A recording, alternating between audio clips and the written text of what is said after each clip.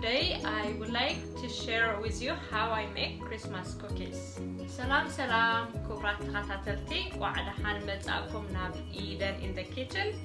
Shmay Eden bahal lo ma'anti nailedet bishkoti kamigere abgaza khanzadalwa kar'ekumi sai tsbhikum. Thank you.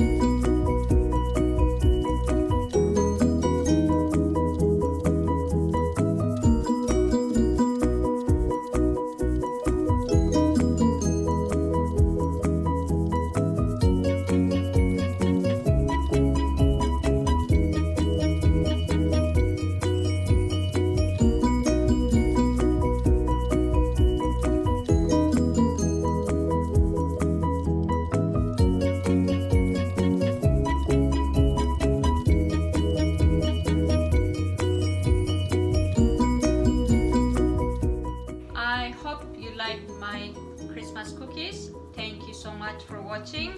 Please like, share and subscribe. Merry Christmas and Happy New Year.